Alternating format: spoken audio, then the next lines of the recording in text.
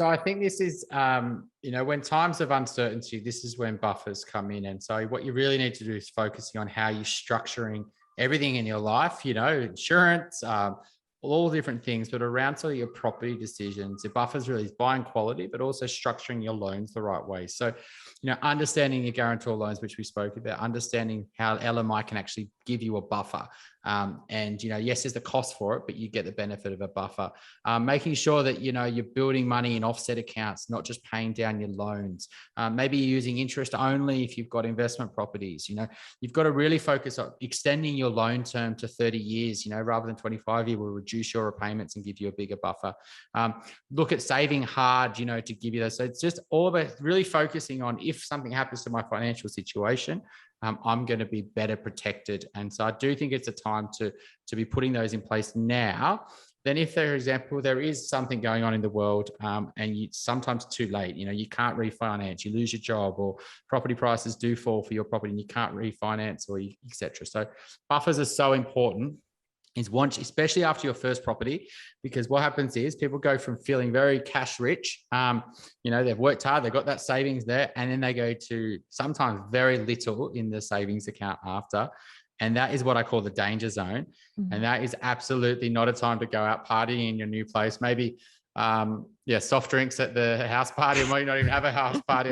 Never said that before, so it didn't sound very good. But, keep it, quite simple in that first 6 to 12 months after you purchase your place. Get that buffer up, and then relax. If you buy a building and a roof needs repair, things like that can really stress you out if you haven't got that buffer. Even in apartment blocks, you can get strata levies increase and all sorts of things. So buffers are so important. I spend a lot of my time trying to educate people on how to build them, and don't be afraid to use them. That's what they're for, is to protect you in downturns. A lot of people think, I can't do that, I'm just going to be stressing about it. Well, no, that gets you through that moment. That's what it was for. So build buffers. Chris, can I just follow up with one point, which I know it would be like remiss of me if I didn't ask it, which is the people that are coming to you now, like existing clients for Wealthful, are you recommending that they lock in rates, or are they getting fixed rates through you, or what is your current kind of feel of things? So it's a bit of a pendulum that sometimes it's just stay variable. The fixed rates are so unattractive. Let's just go variable. And a lot of the time, that's where the starting point is. Over longer term, it's proven that variable rates will beat fixed rates. Over the last 3 years, probably, fixed rates have just been so attractive compared to the variable rate because they've been under the variable rate and, sub 2%. At the moment, fixed rates have jumped so much and they're continuing to jump every day almost. We get a new bank saying they're increasing fixed rates. At the moment, there's still a few banks where you can still get great 2 years and 3 year fixed rates, but it's a few, not most.